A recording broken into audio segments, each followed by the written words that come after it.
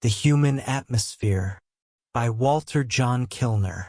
Chapter 1. The Aura of Healthy Persons. Introduction.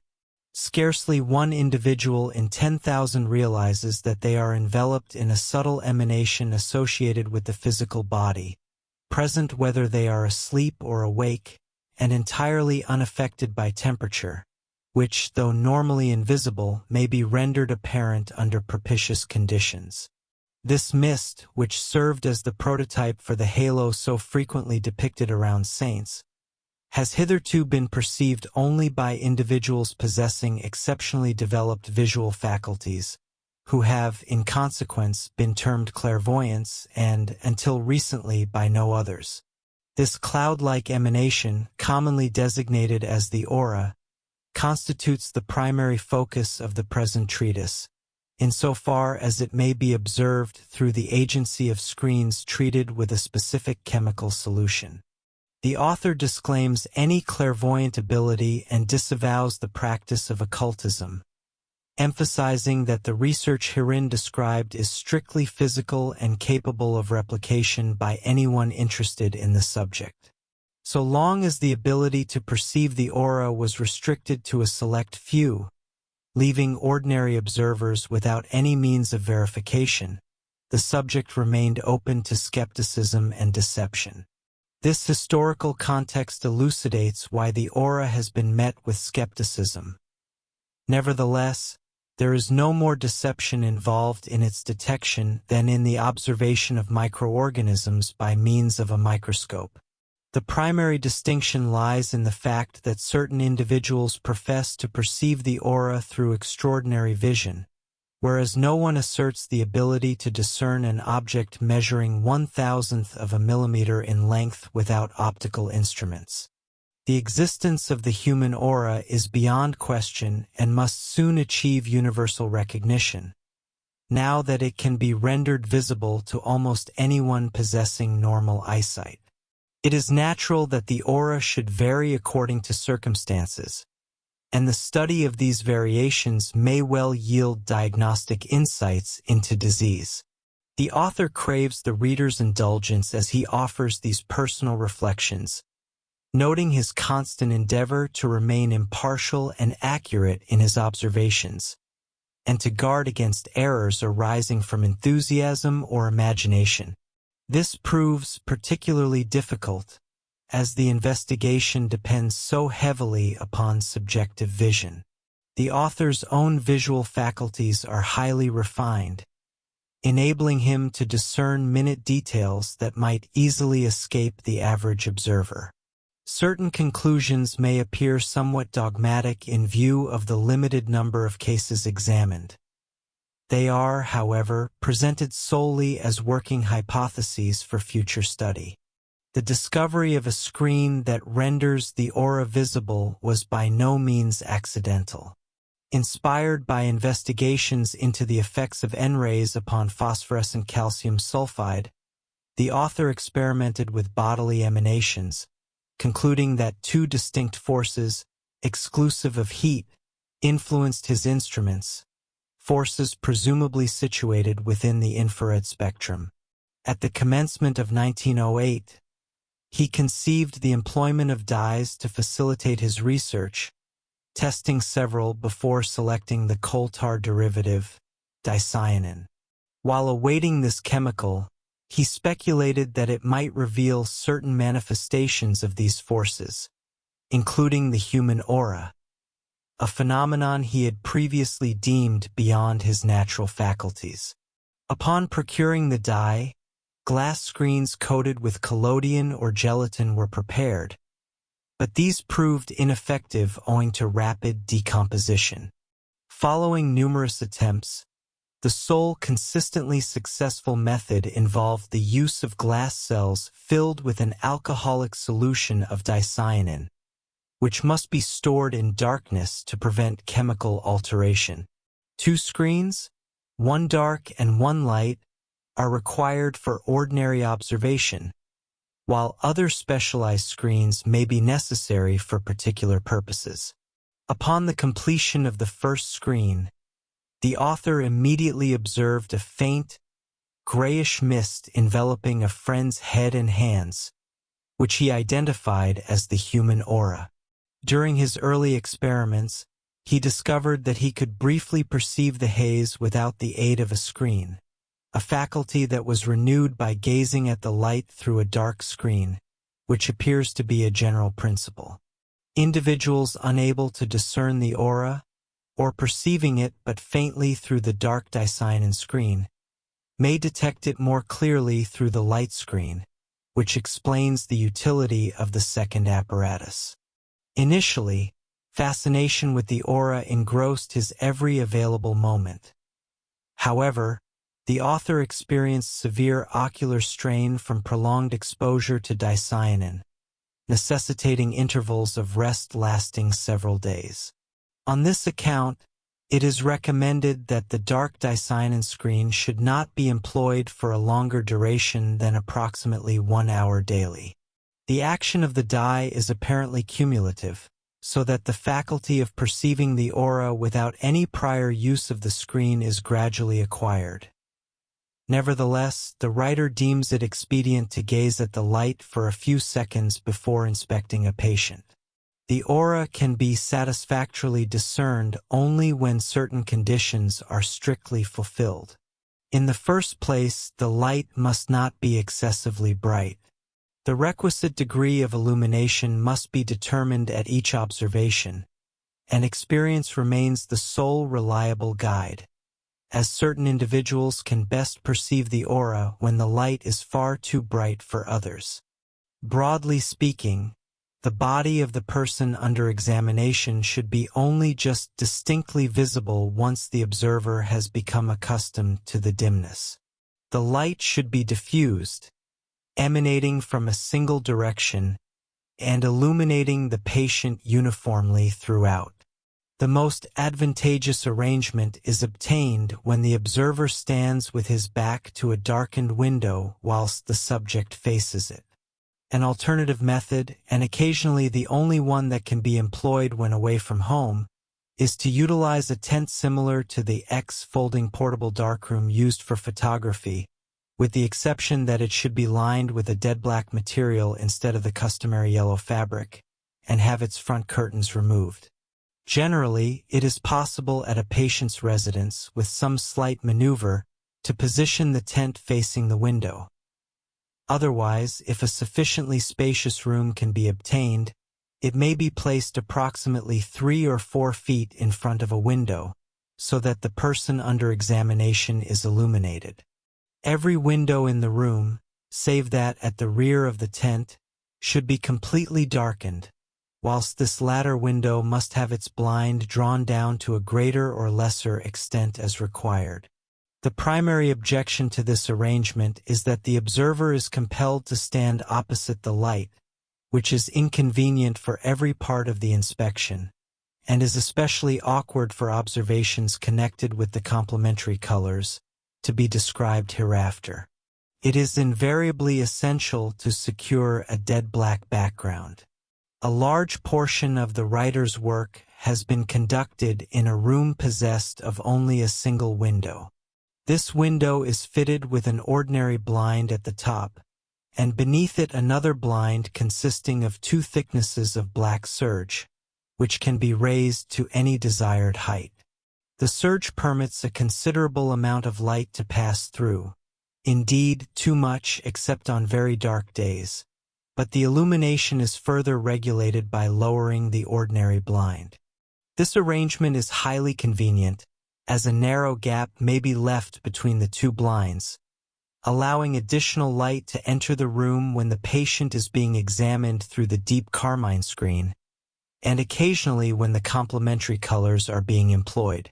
Opposite the window, at a distance of approximately 8 to 10 feet, is a rod supporting black and white curtains, either of which may be utilized as required. It is important to bear in mind that the patient should stand at least a foot in front of the background, to prevent any shadows or marks thereon from producing optical illusions and thereby vitiating the observations. Difficulty from this cause, however, is unlikely to occur, unless the investigator is entirely new to the work. Since a number of individuals have attempted to see the aura and failed, some through faulty arrangement of the light, some through ocular strain, and others again through various misunderstandings, all of whom have nevertheless been able to perceive it quite easily under proper conditions. A brief description of a few preliminary experiments may be of assistance in the early attempts at detecting the aura. Once these have been conscientiously and successfully executed, the observer will have surmounted the principal difficulties. Initially, the novice should request an assistant to position their hands approximately 1 foot in front of the dark background, aligned in the same plane and parallel to it, separated by a distance of 8 to 10 inches, with the fingers extended, as in the observer must then gaze through the dark dicyanin screen at the daylight for approximately 30 seconds. This screen should be positioned in close proximity to the eyes to preclude any light from impinging upon the retina without first traversing the blue fluid. Absent this precaution, the screen exerts little to no influence upon the vision. The efficacy of the screen typically persists for an hour or longer. However, during the initial trials, it may endure for a significantly briefer duration, in which event the procedure may be repeated as frequently as required.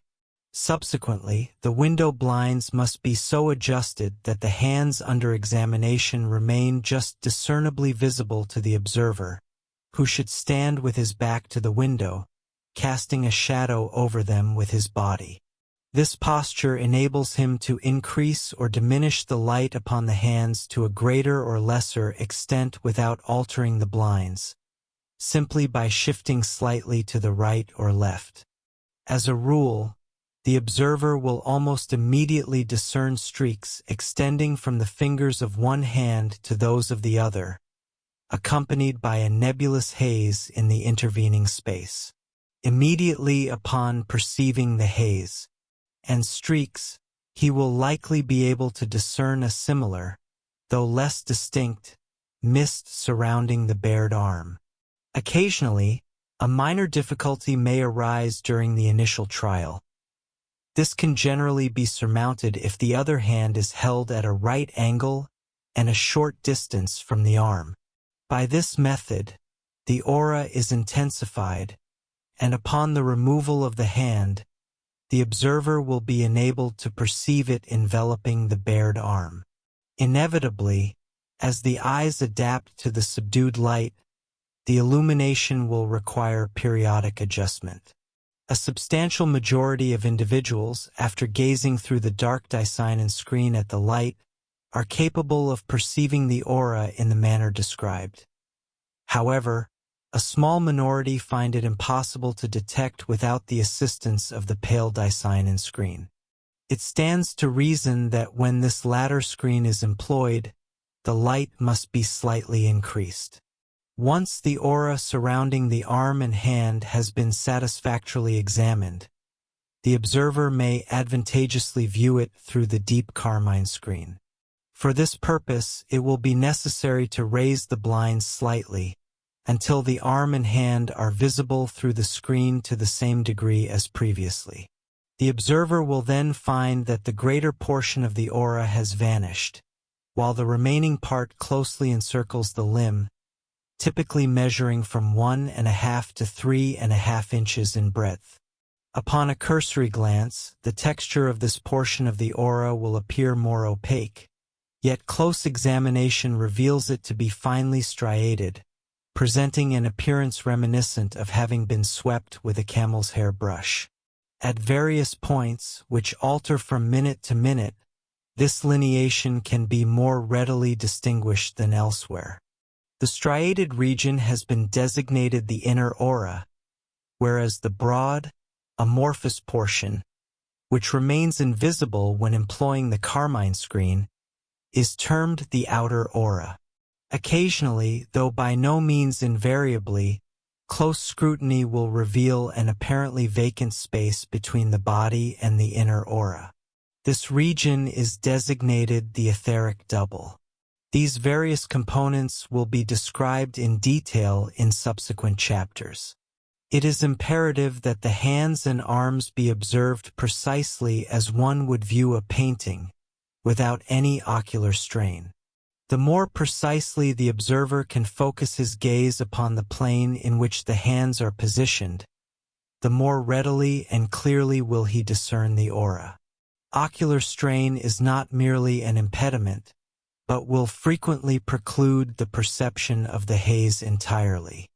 The rationale for this will be elucidated hereafter, as soon as the observer feels confident in his ability to perceive the aura with relative ease. He may proceed to examine it around a substantial portion of, or preferably, the entire body. For the initial trial, it is preferable that the subject be in good health and, if possible, robust, inasmuch as the aura invariably loses its distinctness during illness. It is also beneficial to bear in mind that the aura varies in clarity from day to day, even during periods of robust health. While the subject is disrobing and assuming the position for examination, the observer, unless he has already done so, should gaze through the dark dicyanin screen at the light for several seconds. The light must then be regulated by lowering the blinds, whereupon it will be observed that the illumination required is considerably less when inspecting the entire body than when examining the hands alone. Standing with his back to the window and directly opposite the subject, the observer should immediately, or certainly within a few seconds, discern a faint mist enveloping the body. This phenomenon varies even in health according to age, sex, and individual idiosyncrasies. The primary attribute to observe is the texture, whether fine or coarse, as no two individuals possess identical auras. The color should be noted, which is generally some shade of blue mingled with a greater or lesser degree of gray. A valuable aid in determining the color is to instruct the subject to place their hands upon their hips whilst extending their elbows, whereby, in the space between the trunk and the arms, the aura emanating from the body will be reinforced by that proceeding from the arms. At the commencement of a systematic inspection, it is advisable for the subject first to face both the observer and the light. The aura surrounding the head is most clearly visible when the subject stands or sits with the arms suspended naturally at the sides. Its breadth may be approximately measured by noting the distance to which it extends beyond the shoulders. This posture also facilitates a comparison of the aura on either side, which is of paramount importance, since in certain pathological conditions it may be wider on one side than on the other. At this stage, attention should be directed to the general configuration of the aura while the hands hang downwards, as there is frequently a marked difference from the appearance observed when they are fully elevated. During the greater part of the examination, it will prove advantageous to have the subject stand with his hand resting lightly upon the crown of his head, so that the aura extending from the axilla down the trunk, thighs, and legs may be as little influenced as possible by the emissions from the arms. This is likewise the appropriate moment to determine the dimensions and configuration of the aura, noting whether it follows the contours of the body, or whether it is broader adjacent to the trunk than near the lower limbs, and if so, to what point it descends before contracting. Any abnormalities in texture, which can frequently be detected, are best studied subsequently with the aid of specialized screens. Occasionally, the aura may, by its appearance, be differentiated into 2 or sometimes 3 distinct portions. However, the further study of these must be deferred to a later stage of the investigation. Once all the necessary information concerning the lateral aspects of the aura has been obtained, the subject should be turned in profile to permit investigation of the anterior and posterior portions. Should any suspicion of uneven illumination arise at any point, the aura must be scrutinized once more with the subject's back turned to the light, and the examination completed again as the subject stands in profile, facing the direction opposite to that previously assumed. This simple maneuver eliminates numerous potential errors. Although the aura envelopes the entirety of the human frame, owing to the delicacy and transparency of its texture, it is visible only in sections. Consequently, when it is desired to investigate an emanation from a specific location, it becomes necessary to position the subject so that this particular portion may be viewed against the background. The subsequent stage of the examination consists of separating the inner aura from the outer by means of the dark carmine screen. Should any pathological condition affect this aura, the anomaly frequently manifests as a perceptible alteration, such as a lack of definition or a modification of texture, which may, for example, assume a granular quality. For the most part, these impairments remain strictly localized. The complementary colored bands may then be employed, and subsequently, the aura situated between the trunk and the arms, whilst the subject is positioned with arms akimbo, may be scrutinized through various colored screens. In addition to the diverse variations in both size and configuration of the aura during health and disease, pronounced modifications in its texture may be observed. These alterations are typically so subtle as to defy verbal description.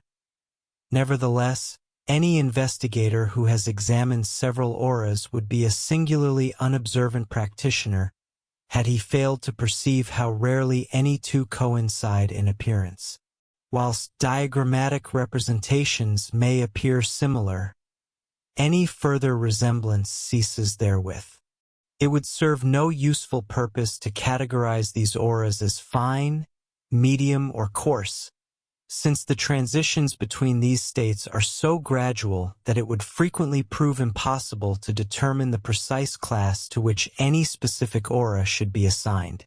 Setting aside such factors as indisposition, fatigue, and depression, which are known to influence individual auras, it has been observed that almost all auras vary in distinctness from time to time, demonstrating a general tendency toward greater clarity on days that, as verified by the actinometer, are most propitious for photography.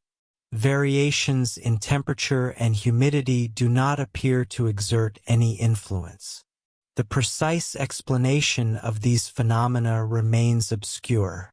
The foregoing observations impart one significant lesson, namely, the necessity of attempting a subsequent examination of the aura should the investigator fail during the initial trial. The examination of a plurality of healthy individuals reveals not merely those personal variations that might naturally be anticipated, but also the existence of distinct group differences. Male subjects, irrespective of age and after due allowance has been made for individual idiosyncrasies, possess a uniformly characteristic aura. Quite the converse is true of female subjects, whose auras undergo a profound transformation at a specific epoch of their lives. During childhood, the female aura is identical to that of the male. In adult women, it is far more highly developed, whilst during adolescence, extending from 12 or 13 to 18 or 19 years of age, it progresses gradually from the masculine type to the more expansive feminine form. Observation of a male subject demonstrates that the aura envelopes the head symmetrically, extending generally some 3 to 4 inches beyond the lateral limits of the shoulders. When the subject stands confronting the observer, with arms elevated and hands resting upon his head, the outer aura appears narrower along the sides of the trunk than around the head. It follows the contour of the body, where its width does not usually exceed 4 or 5 inches, representing approximately 1/15 of his total stature. When viewed in profile, it is observed along the back to be of approximately the same width as at the sides, though it is scarcely as broad anteriorly. It remains continuous along the lower extremities, albeit somewhat diminished in breadth. Around the arms, Its appearance resembles that which encircles the legs, but it is generally broader about the hands and invariably projects a considerable distance beyond the fingertips. The inner aura typically extends from 2.5 to 3.5 inches, conforming precisely to the bodily contour throughout. The foregoing description is equally applicable to the auras of young girls up to the age of 12 or 13 years, though their texture is generally more delicate, occasionally rendering the outer margin difficult to discern, a feature likewise observed in young boys. Consequently, children do not constitute suitable subjects for initial observations. The aura of an adult female possesses a distinctive configuration of its own. Above the shoulders, around the head, and along the arms and hands, it closely resembles that of a male. The divergence becomes immediately apparent when, confronting the observer, she places her hands upon her head. For the aura extends further from the lateral aspects of the trunk than is the case in males, expanding progressively until, at the level of the waist, it attains its maximum dimension. From this point, it gradually contracts as it descends toward the ankles. This represents the most perfect shape, the ovoid. Occasionally, however, it appears to contract at a higher point, though in a state of health, this narrowing does not occur before reaching the lower portion of the thighs, whence it descends with a relatively uniform width or diminishes only imperceptibly. This gradual tapering is so difficult to describe verbally that it is conventionally referred to as following the contours of the limbs. Although this is slightly imprecise, it nevertheless conveys a satisfactory general impression. When a female subject is viewed in profile, her aura is seen to be wider posteriorly than anteriorly, with its greatest breadth occurring at the lumbar region, owing to the spinal curvature. It should descend in a vertical line from the shoulders to the nates, subsequently conforming to the shape of the thighs and legs. The haze is frequently more pronounced anterior to the breasts and nipples, an increase that is evidently dependent upon the functional activity of these glands, since it becomes most distinct during pregnancy and lactation, and occasionally also, though to a lesser degree, for a brief period immediately preceding, during, and succeeding menstruation. Once the aura has attained full development, age induces no further alteration, though pathology may do so. Figures 9 to 18 afford excellent diagrammatic representations of the auras of healthy women. Among healthy women, the auras may deviate in configuration from the aforementioned description.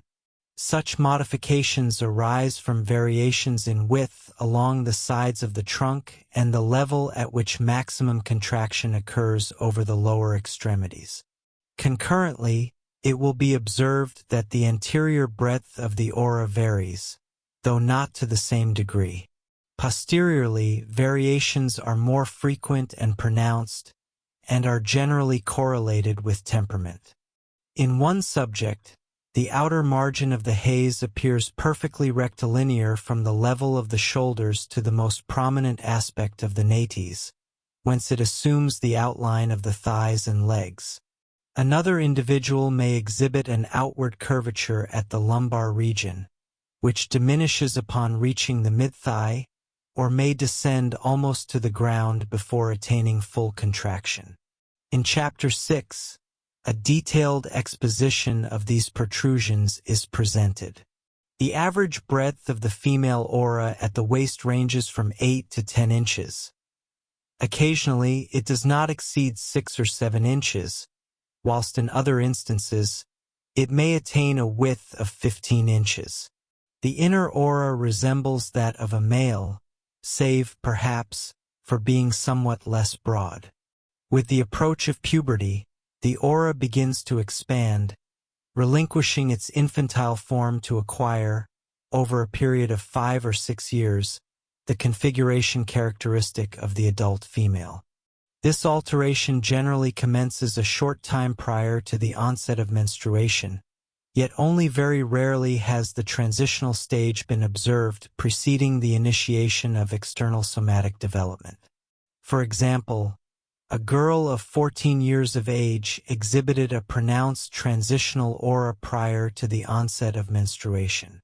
The youngest child to display any expansion of the aura along the sides of the trunk was precisely 12 years and 2 months of age.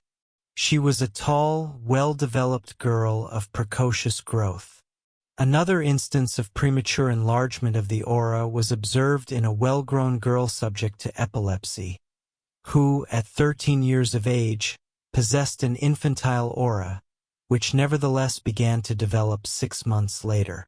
A second girl of the same age possessed an aura in the transitional stage, and, judging by its dimensions, the expansion must have commenced prior to her 13th year. She was robust and healthy, displaying a physical development appropriate to her age. So far as it has been possible to determine, the general rule is for the aura to begin expanding between the 14th and 15th years of age, and, with but 1 or 2 exceptions, all the female subjects examined between the ages of 15 and 18 exhibited transitional auras.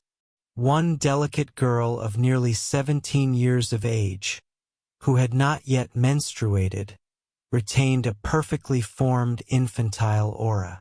A woman of 28 years, whose intellectual faculties fell significantly below the norm, exhibited an aura equivalent in size and contour to that of a 16-year-old youth. Her aunt confirmed that her daily habits and cognitive capacities closely mirrored those of a girl of that developmental stage. Conversely, a well-proportioned woman of 30 years, who possessed an underdeveloped uterus and had experienced menstruation only 4 times during her lifetime, was enveloped by a remarkably pronounced aura of greater dimensions than typically observed.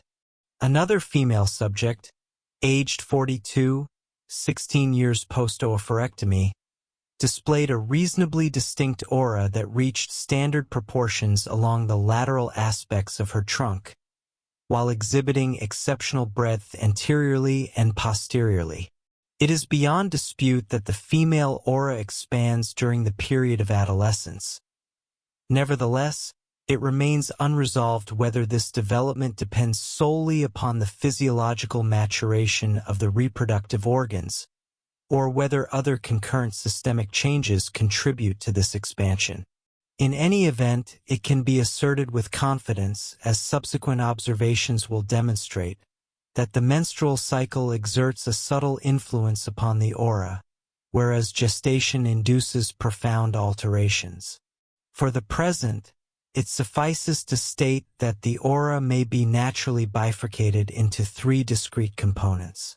First, there exists a transparent, dark interval which is narrow and frequently obscured by the adjacent layer.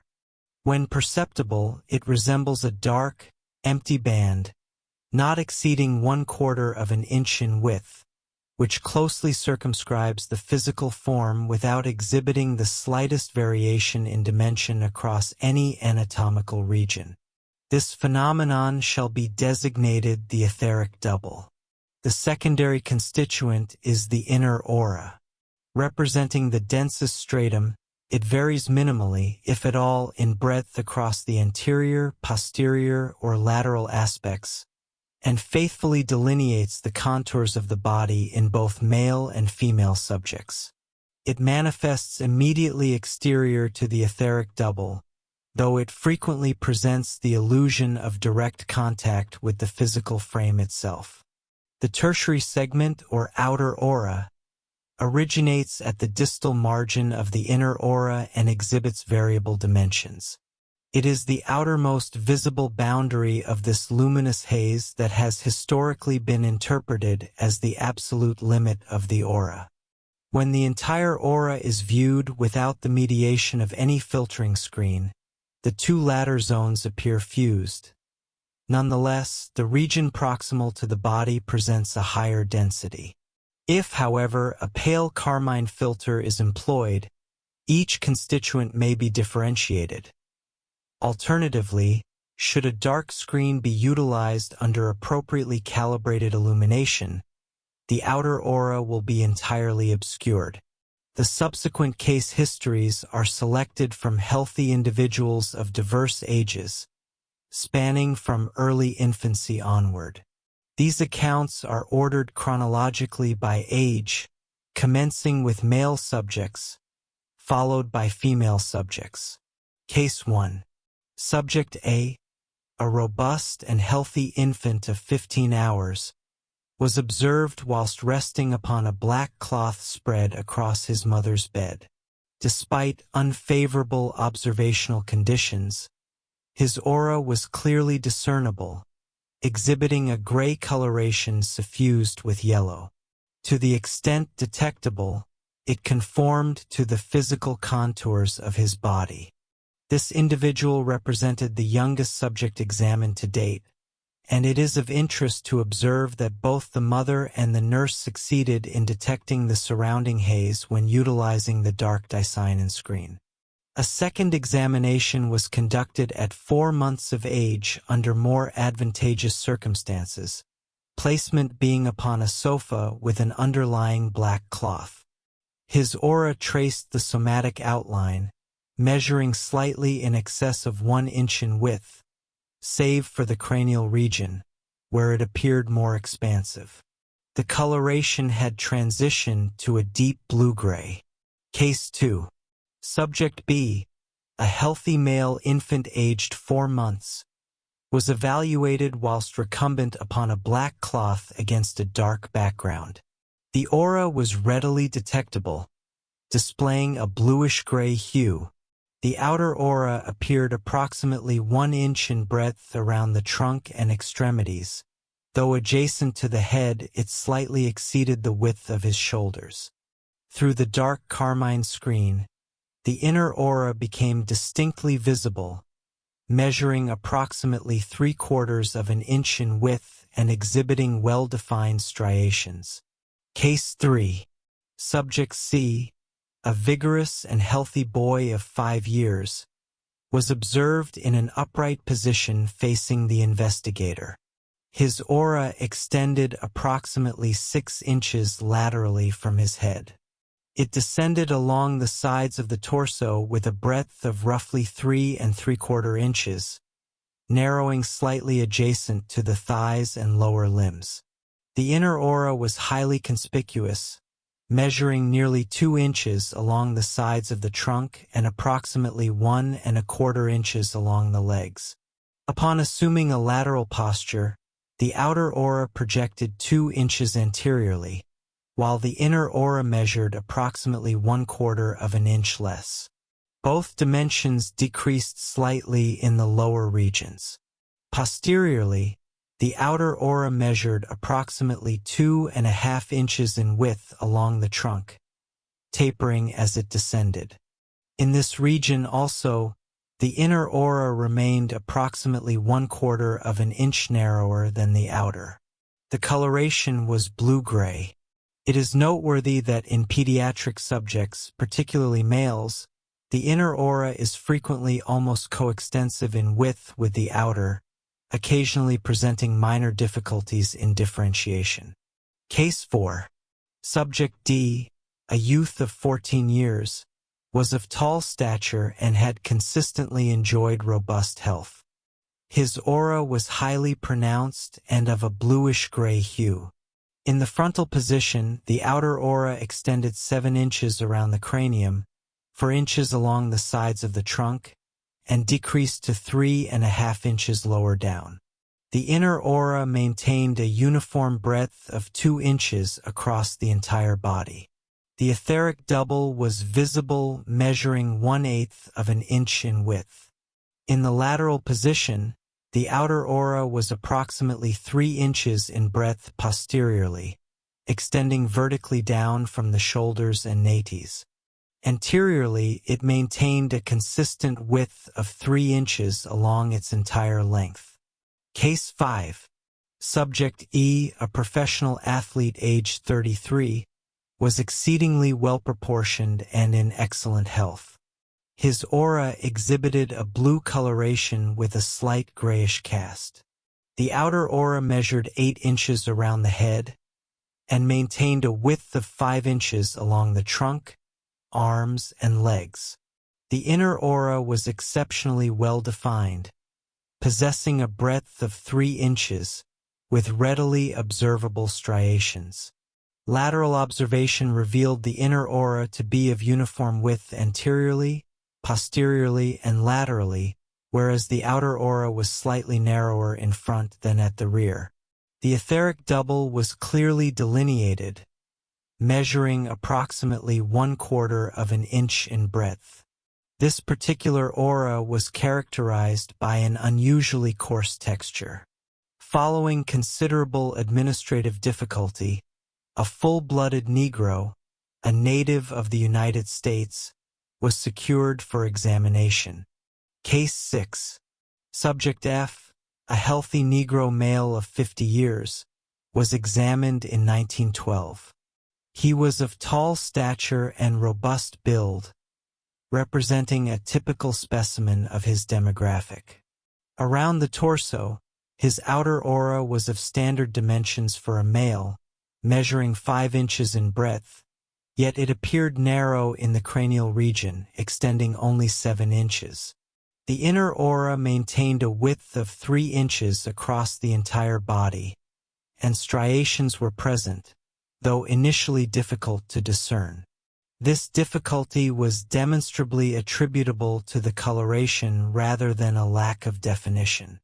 The hue was an opaque, hazy brownish-gray, which did not contrast as sharply against the dark background as the typical blue-gray auras. Conversely, it was readily discernible through a pale blue filter against a white background. The complementary color bands, upon making proper adjustment for cutaneous pigmentation, were uniform across the entire body and apparently normal. The mutual attraction between the aura of the subject and that of the observer's hands will be detailed in a subsequent section.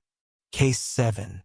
Subject G, a female infant recumbent on her mother's bed, was first examined at 1 week of age. Although environmental conditions were disadvantageous, the aura was discerned with slight difficulty as a narrow, greenish haze conforming to the bodily contours, reaching its maximum width around the head. At 4 months of age, she underwent a second examination under more favorable conditions. The aura proved exceptionally difficult to detect, being far less distinct than anticipated. It appeared to measure only 1/2 inch in width along the torso and slightly more about the head. The most remarkable aspect of this case was the transition of the coloration from a greenish cast to a grayish shade. Case 8. H, a delicate child, was examined at 4 years of age. She was of somewhat small stature, yet enjoyed good health. She possessed an uncommonly extensive aura for a girl of her age and physical dimensions. The outer aura measured 3 inches throughout the entirety of her body, except at the head, where it extended to 5 inches. The inner aura was 2 inches in breadth, distinct and clearly striated. The coloration was a true blue. Case 9. I, a tall girl of 9 years, was recently examined. Her medical history revealed only the common ailments of childhood. The coloration of her aura was highly peculiar, consisting of green, yellow, and gray intermingled yet remaining unblended. The outer aura extended to 8 inches around the head, a dimension extraordinarily large and exceptional for a child. Along the trunk and limbs, it assumed the typical infantile configuration and was of average width, specifically measuring 3 inches at the trunk and slightly less further down. The inner aura was approximately 2.5 inches in breadth, exhibiting distinct striation, precisely as would be anticipated in a healthy subject. The primary point of interest resides in the remarkable size of the aura surrounding the head. It is highly probable that, upon reaching maturity, she will prove to be a woman of considerable intellect. Case 10. J has consistently enjoyed excellent health, and her aura has been examined periodically, thereby permitting its development to be monitored throughout various stages of her adolescence. Upon her initial examination in January 1911, she was 12.5 years of age, and both of her auras were distinct. They were normal for a girl of her years. The outer aura measured 6 inches around the head. When she faced the observer, it was 3.5 inches at the trunk, contracting slightly along the lower limbs. When she stood in profile, it maintained the same width along both the anterior and posterior aspects. The inner aura displayed normal striation and was 2.5 inches in width.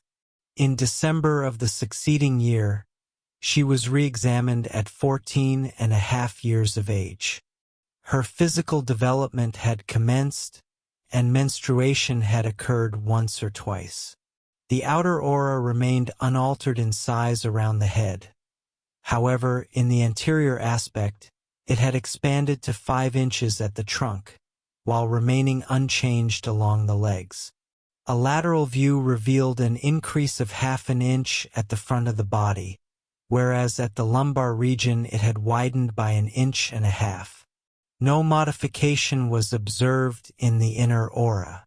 After the lapse of another 12 months, the entire aura had expanded, reaching 7 inches around the head, 6.5 at the trunk, and 3.5 along the legs.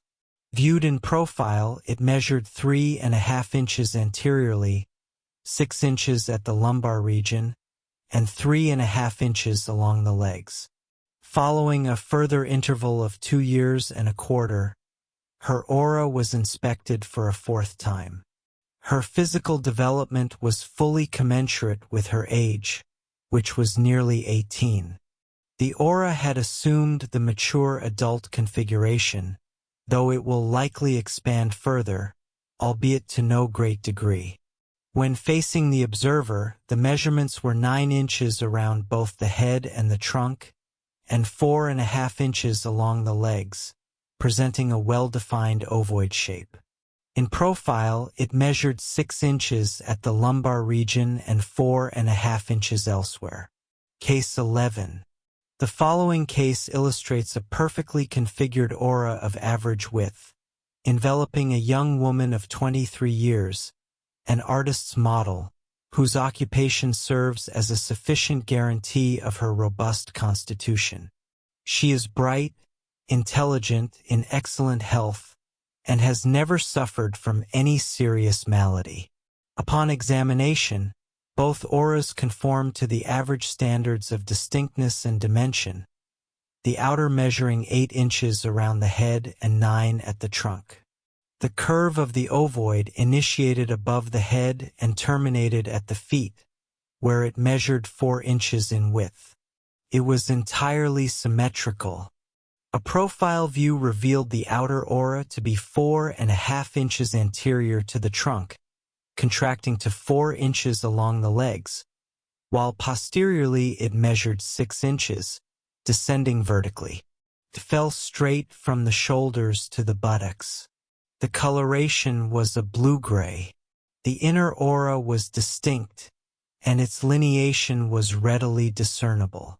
It measured 3.5 inches at the trunk, anteriorly, laterally, and posteriorly, but only 3 inches along the limbs.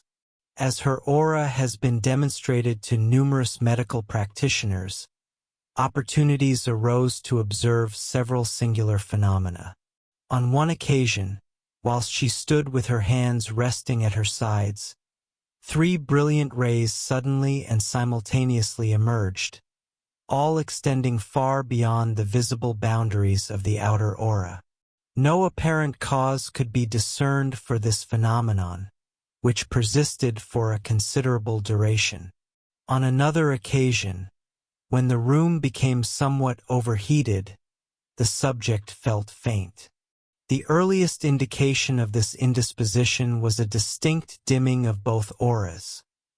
Subsequently, as she recovered, they gradually restored to their normal intensity. Case 12. L. A lady of robust build possessing intellectual faculties demonstrably above the average was recently examined. She was vigorous and highly energetic. Consequently, her aura was, as might reasonably be anticipated, both extensive and of a fine texture. The coloration was a pronounced blue. The aura measured 9 inches around the head and 12 along the lateral aspects of the trunk, contracting progressively to 5 inches at the feet, thereby forming a perfect ovoid. A lateral view presented 5 inches anteriorly and 8 inches at the small of the back, devoid of any dorsal curvature. The lineation was exceptionally distinct within the inner aura, which maintained a width of 4 inches across the entire body and limbs. A noteworthy feature was that the demarcation of the distal margin of the outer aura lacked the customary sharpness, creating the impression of an almost imperceptible haze extending beyond, a phenomenon seldom observed except in instances of exceptionally wide auras. This has been designated the ultra-outer aura. The succeeding case offers an example of a low-grade aura, representing the complete antithesis of the one just described. Case 13. M. A diminutive and well-proportioned woman of 28 years underwent an examination of her aura in 1913. Although she had never suffered from any grave illness, her intellectual capacity was decidedly below the normal standard. The coloration of her aura was gray, with scarcely any blue tint, thereby signifying an inherently low type. In configuration and dimension, despite having attained full development, it corresponded to the transitional form typically observed in adolescent girls. When she faced the observer, the outer aura attained a width of only 6 inches around the head and at the lateral aspects of the trunk, contracting to 3 inches along the lower limbs. Viewed from the side, it measured 3 inches anteriorly, but exhibited a posterior prominence that was widest at the level of the waist, where it reached 6 inches. The inner aura measured approximately 2 inches over the entire body and was but faintly striated. Case 14. N was a married woman of 25 years. While the configuration of her aura was entirely typical for her age, it was remarkable for the simultaneous emission of several rays from the body. There were 2 such rays, one proceeding upward from each shoulder, a third descending from the right axilla, and a fourth ascending from the crest of the ilium. Upon her turning sideways, a 5th small ray was discernible, emanating from a small fibroadenoid tumor of the left breast. Case 15. O. A young lady who had recently attained 23 years of age, had experienced no serious illness, but had never been robust. She was currently suffering from the effects of physical exhaustion and a lack of proper exercise. She complained of frequent palpitations and profound lassitude. No organic pathology was detected, and she soon recovered. The principal anomaly lay in the configuration of her outer aura, which measured 12 inches at the head and 11 at the trunk, before contracting rather abruptly to 4 inches at the feet. A lateral view revealed that the aura was normal anteriorly, measuring 4 inches in width, but posteriorly, at its widest point, it extended to 8 inches and assumed a bow-like shape, initiating a curve outward from the head to the level of the waist, whence it receded inward toward the feet. The inner aura measured 2.5 inches throughout the entirety of the body, lacking its customary definition due to the subject's state of health. Nevertheless, lineation remained detectable. Upon a subsequent examination, This inner aura had recovered its normal clarity. There exists another manifestation of the aura that is but occasionally observed in female subjects. It maintains the customary width along the lateral aspects of the trunk and contracts only minimally adjacent to the thighs and legs, descending in a rectilinear fashion. Generally, the outer aura exhibits equal breadth anteriorly and posteriorly, remaining uniform along the lower extremities. Its free margin possesses the standard distinctness, with no evidence of an ultra-outer aura. Moreover, the inner aura exceeds average dimensions. Comprehensively considered, it closely approximates an exceptionally broad masculine aura. The following case serves as a salient illustration. Case 16. P. A constitutionally robust and well-proportioned young woman of 25 years, presented herself for an inspection of her aura in 1918. When she faced the observer, the outer aura was of moderate dimensions, measuring 9.5 inches at the head, 9 inches at the trunk, and 6 inches at its widest point adjacent to the thighs, maintaining this uniform width to the feet. Consequently, the curve extending from the flank to the thigh was minimal. A lateral profile revealed the aura to be 6 inches in width anteriorly, without any constriction. Posteriorly, it descended vertically, measuring 6 inches at the thighs and legs, whilst naturally exhibiting a slightly greater breadth in the lumbar regions. The inner aura presented no extraordinary features. It displayed distinct striation and measured 3.5 inches in width surrounding the entire body. The coloration of the aura was a gray-blue. Given that heredity plays so fundamental a role in determining the qualities of numerous bodily constituents, it would indeed be remarkable if certain idiosyncrasies of the aura were not transmitted through lineage. The limited number of recorded cases involving 2 or more members of the same family suggests this hypothesis to be correct. However, absolute confirmation will necessitate protracted study and more extensive inquiries. A comprehensive analysis of an aura ought to encompass observations regarding its texture, in addition to its dimensions and configuration. In practice, direct comparison of the texture of various individual auras, even within the same family, has proven impossible, as the concurrent examination of multiple subjects is unfeasible, and a significant period typically transpires between assessments. While it is relatively straightforward to compare the size and shape of adults of the same sex, difficulties arise immediately when comparing the aura of a man with that of a woman, or a woman's with a child's, owing to the pronounced dissimilarity between the masculine and feminine types. For all practical purposes, the sole viable method is to measure the lateral span of the aura across the trunk while the subject stands facing the observer. To this end, a standardized scale is indispensable. It is certain that a subject's stature exerts only a negligible influence upon the breadth of the aura, as the aura of a tall individual appears scarcely, if at all, wider than that of a short one. This precludes any possibility of establishing a functional ratio between the height of the subject and the width of the aura.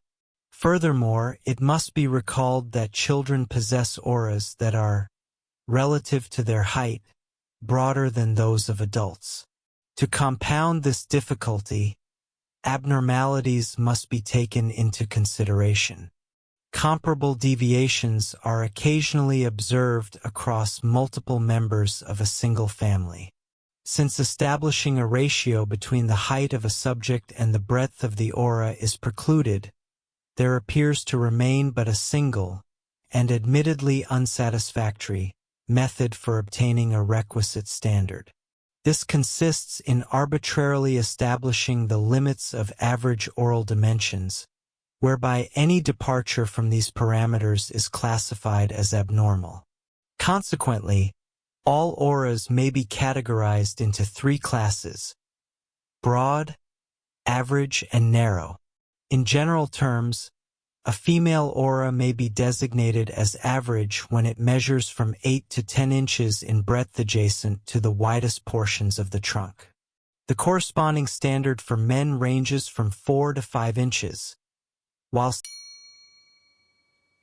Do you want access to this and all the complete audiobooks on the channel, plus the ebook version? Click the link in the description or scan the QR code in the left corner of the screen to access our library, where you can listen to your favorite esoteric books without ad interruptions, lock your screen, or use other apps while the narration plays, and even download the ebook version to follow along as you listen. Listen on your computer via web browser, or download the app from the Play Store. After subscribing, you will receive an email with your login details, password, and step-by-step instructions on how to access the books through the Hotmart app.